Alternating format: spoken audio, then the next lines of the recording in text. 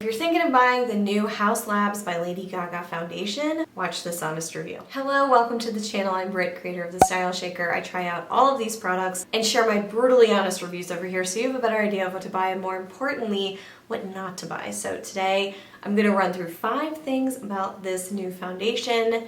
I'm currently wearing it. My hair is doing something really weird on the side of my head, so we're just gonna go with it. I have this in light cool, that's number 190, and I've been trying it out for a week, and I really want to share my thoughts on this one because I was very excited about it. 45 bucks, vegan, cruelty-free. Quick scan of ingredients. I have a lot of information back on the scorecard, back on the site. I'm seeing a lot of floral extracts in here, so chamomile, rose, dandelion. They really are not the ones that I see that could be irritating. Like fruit extracts, like an orange peel for instance, can be somewhat irritating to people who are very sensitive to any kind of essential oil, but there's a lot of stuff in here, so just keep that in mind. They're at the bottom of the list. I see oils, fruit oils and extracts like olive, apricot kernel, almond, kind of lovely oils in my opinion, right in the middle. But up front, there's water, there's glycerin, and there's so many cones. There's so many cones. There's dimethicone all the way at the end.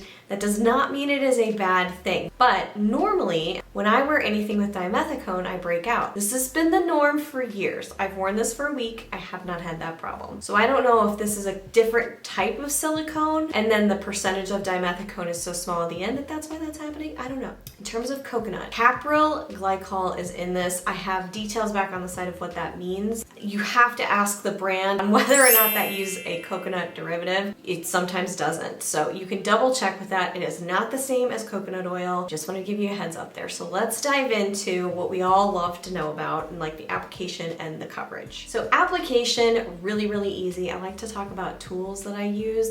I have prepped skin, moisturized, all the rest of it. I tried the kabuki brush, which is my favorite. I also tried the sponge. I really like the sponge, but you have to clean it all the time. Both worked really well. I didn't see too much of a difference between the two, and the consistency of this is so serum-like and weightless that for me slid across the skin really nicely. I saw no sitting on top, which is rare, really, really rare. 5 out of 5 on application, very good job. Now for coverage, this is supposed to give you medium coverage. Did it? I think yes. I think it did a very good job with coverage.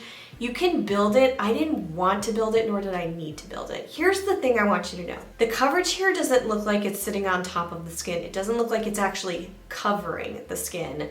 Like some other foundations, I'll reference the RMS foundation. That looks more of like a covering of the skin, if you know what I mean. It looks more like makeup and strong coverage, which is fine. It depends on what you're looking for. This product gave this subtle brightening and evening out. Depends on the shade you buy, but it was really beautiful. My skin looked clear and kind of calm. I don't have acne, but it can be red at times. And you know, I'll get little breakouts here and there. Just kind of looked calm. That's the best way I can put it, and I really liked it. I'll tell you whether or not that stuck around by the end of the day though. That's coming up in a second. Coverage was a 4 out of 5. Finish. So this is supposed to seamlessly blend in and blur and smooth skin to give a natural finish. Also, they mentioned the word luminous in the finish. All right, I will say that the finish is natural, and when I say natural, I'm saying skin looks like skin. This doesn't look like you have something sitting on top. That was achieved for sure. Initially, I saw less glow. It's not dewy. If you're looking for something dewy, this might not be it, although if you have oilier skin or naturally dewy skin, then this might be something you might really gravitate towards. Throughout the course of the day though, I started to see the natural oils of my skin shine through. I prefer that look. If you like that kind of a thing and you want to kind of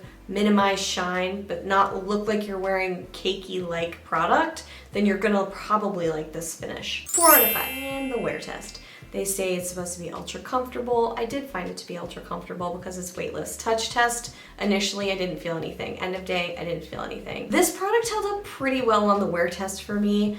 This can definitely be subjective. Specifically, it depends on where my skin's at. If my skin has a little bit of dryness, it will kind of cling on. Any foundation would do it. By the end of the day, the only thing that I saw was a little bit of gathering right around here because there was some dryness happening. It's not perfect, but I can't really put that all on the product. The coverage actually stayed really well. The finish was here nor there. It depended on the day and how my skin was. But man, that coverage looked so fresh by the end of the day. I was very impressed. And also I want to add that there was no texture here. So by the end of the day, sometimes you can see sort of like a light texture on top of the skin. I didn't see that at all. Got a 4 out of 5 on the wear test. Overall score here was, I believe, a 17 if I did the math correctly. I'm still updating the scorecard as we speak. I'm really impressed with this foundation. I'm not loving the silicones in there. That is a subjective thing because I don't like that on my skin, although it's not reacting. So the final verdict is this gonna make Britt's picks. I have to keep testing it for another week because I need to know if it's going to do anything to my skin. But if it doesn't, solid contender. I also really like that it's a glass container. If you're shopping around and you're looking for